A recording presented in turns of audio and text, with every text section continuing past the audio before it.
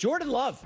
So remember he had that 8-game stretch with at least 1 interception? Yeah. Well, he's cleaned it up. No turnovers the last 2 games. Packers 2-0 in those games, and they've won handily. Obviously, massive game tomorrow night. Packers-Lions. Best Thursday game maybe ever. I think you already invited me to go out for drinks to watch this one, but I haven't responded to you yet. Okay. That was a joke. I'm waiting Anne's for... in town. Oh, the wife's in... Oh, exciting. Yeah. Who you got in this one? Jordan Love or Jared Goff? Well, at 6, I love the Packers. At 3, I still, if it got to 3, it's a stay away. At 3.5, Green Bay plus 3.5, I would take the Packers. Dude, I just at looked 6, I thought, you call it the look-ahead line. At 6, I thought it was an insane number. I just looked at the Lions injury report. 3 defensive linemen, including 2 starters, have not practiced this week. Yeah. Probably not a good sign. This feels like a Josh Jacobs 25 kind of carry game. Even the backup, I think his name's Wilson.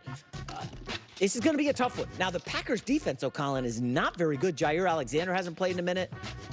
High-scoring game, low-scoring? What's the lead here? High-scoring. I think 28-27. Good football game. Who wins? I'm taking the points. Okay, so you'll take the 3. Last team with the ball wins. Field goal wins it. Walk-off field goal win for one of the teams, 28-27. Who's more pressure on the Lions, right? They're holding off the Eagles. Barely. Yes. And you sweep the pack. You got, you're in clear for You don't want a young Green Bay team not at their peak beating you at your peak. That's not at your place. Not good. J-Mac with the news. Yeah, this game. Oh, I agree. This game, man, is so box office. I've made a few videos now talking about that, and I'm just like, oh yeah. I keep looking at I keep hoping that I have like things confused and the game is tonight. Obviously if you're watching this tomorrow, then it is tonight, but I'm recording this and posting this on Wednesday, so the day before. But I keep thinking like, oh man, just confused. Is it actually Thursday? Right, it's Thursday and tomorrow's Friday. Like, come on, let's go. This is where it's like, I wish the NFL sometimes was like Netflix and you get to just like jump ahead and binge watch the season, because it's like, I gotta know how this game goes. I just gotta know. I gotta know. Yeah, this is a huge game for the Green Bay Packers, no doubt about it. I love how to talk about this game. They're like, Love, no interceptions in the last 2 games, 1+ interceptions in each of the first 8 games. What does that have to do with anything right now? What does that have to do with that? That wasn't even the topic that they were discussing. It's not they were saying like, hey, has Jordan Love turned a corner? Has anything changed? Let's talk about it. And it's just like, no, by the way, Jordan Love hasn't thrown an interception the last 2 games, and the Packers are playing the Lions. And it's like, okay.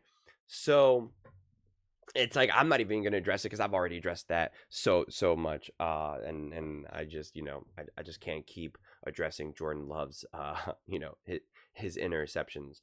I am really curious to see how Matt LaFleur game plans against this game, for this game against the Lions, because I talked about this loosely before.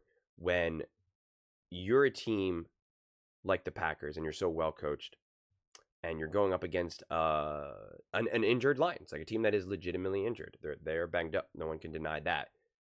Like, this is a team, the Packers, if you are at a high enough level that I think you are, like, you should be able to just get after it. You should be able to exploit all of the weaknesses that the Lions have right now, right? The Lions should only be able to beat you at full strength. And I know there's always those schools of thoughts where people say, oh, injuries are not an excuse, or this or that. And now it's like, also, if the Packers win, people say, well, the Lions are injured, and the Packers fans will be like, oh, what? You don't want to give us our flowers. And it's like, it's not even that scenario either. But it's just like,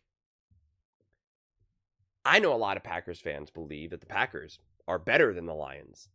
And again, I'm not trying to figure that out right now, who's the better team. It's irrelevant to me in this moment of time.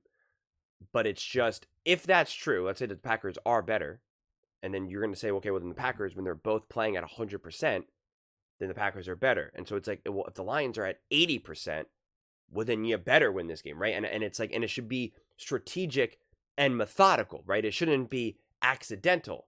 Now, the trap in that is that they say, oh, hey, and I'm making this stuff up, right? Like, their secondary is really banged up, so we're really going to throw the ball and really attack it there. And then you kind of almost like outcoach yourself and you abandon the run, and, you find yourself in that trap, which we've seen so many different times throughout the years, honestly. And no matter how great of a head coach or bad of a head coach, sometimes you over game plan, over try to figure stuff out, and it kind of gets you into trouble. And then on the flip side, you do the kind of whole thing where they're like, well, this is what they think we're going to do because they're banged up, so we're actually going to do the opposite. And it's one of those things where it's like, what if I, the whole Princess Bride scenario where it's like, what if I switched the poison and I knew you were going to switch it and then I was going to switch it, and it's just like, what do you do there? And that's why in these types of situations, I think it's always like a little bit of both. It's like, hey, we know this weakness, let's exploit it. We're not going to go all in on that game plan because we don't know what some of their second, third string guys can do. We're still going to stick with what we know what we can do. We're not going to go outside of ourselves, but we're still going to keep this in the frame of reference. We're also going to be very adaptable. If we see, hey, we were able to attack this aspect of this game or whatever, we're going to keep running with it, whatever the situation may be. And so that's why I'm really excited to see more than anything. Obviously, I just want to see this game and how it unfolds. But like, I'm looking at this also through like the lens of like Matt LaFleur and being like, what is going to be the game plan? How strategic and methodical are they going to be going after the Lions right now? Because even with the injuries, I know they're at home. The Lions are still favored to win this game. And I know it's coming down and all of that, but it's still, it's still the sentiment though then that the Packers are just not quite there yet. That they're not really a contender this year. And this is gonna be such. I've always referenced these barometer games throughout the season. I mean, like right now for the Packers, this is the ultimate barometer game.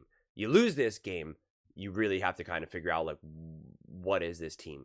Right? You have to really figure out like, what is the problem? And obviously it will depend on how they lose. If they do lose, you'd have to really be like, okay, do I need to readjust my expectations for this team right now? What's kind of happening? Where are they going wrong? Where are the weaknesses? And if they win this game, and again, then it'll all depend on how they win it. Are they able to play a great, clean, methodical game where they can more surgically attack the Lions? Is it more physical? Like where do they go? And it's just, we're going to learn what the Packers are really made of right now. Because I loved what they did against the Dolphins, but that is against the Dolphins. And the fact that the Dolphins are, freezing cold and all that is a real effect. But I praised the Packers for their win against the Dolphins, and it was just awesome, complete, like actually high-level football, which we had not seen all Thanksgiving. So I was like, oh my God, this was a great palate cleanser to witness.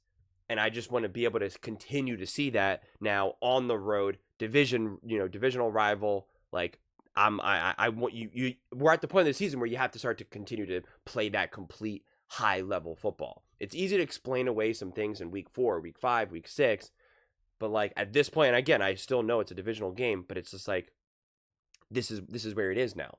This is where it is now. The Lions, top team in the NFL, but they're legitimately banged up. The Packers win this game. It just opens up everything. It opens up everything, not only in the division, but for the number 1 seed.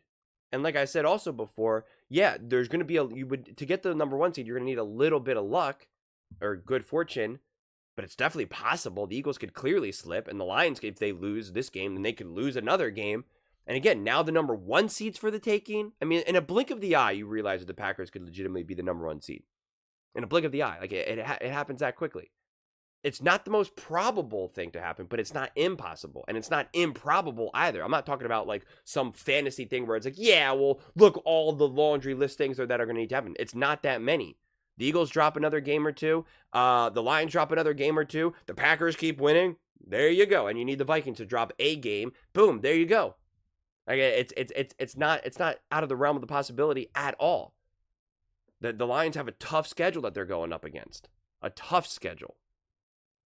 So a game like this, at the very minimum, obviously keeps the door open for the Packers to win the division, which obviously is the goal. To me, they're already locked in the wild card. It would be like the Packers would have to just be a complete and utter collapse to not at least make the playoffs in the wild card. But this game is just, I've got my eyes set on this game for a while, and it's just like, yep, let's get after this. So I'm curious to see also if they continue to take care of the ball, continue to be really kind of have this balanced offense in terms of the plan of attack and not relying on just one way or the other. Honestly, Matt LaFleur always has the Packers in this kind of like really balanced rhythm offense that really always feels that the run game feeds off the passing game and the pass game always feeds off the run game. Like everything always just feels so much more intentional to me, and that's what I definitely saw against the Dolphins, which is why I loved it. It was like literally like, you know, just dessert after a bizarre Thanksgiving meal, and so I want to see if that continues against obviously a much more formidable foe like the Detroit Lions. But those are just my thoughts. I'd absolutely love to hear yours. What do you guys all think about the Green Bay Packers? What they got going for them tomorrow? The expectations, the stakes, what this all means. Let me know in the comments below. I read every single comment. So whether you agree with me or disagree with me, either way, let's get in some discussions. Let's get in some fights. But ultimately, let's just have some fun. And please do consider subscribing. We're building an amazing community here, and I absolutely love to see you part of it. I want to build something that we all genuinely feel connected to. Something that we're really excited to be part of. I think we're well on our way to doing it. And please don't forget to give this video a thumbs up, as it really does help with visibility and the algorithm. Thank you so much, and see you next time.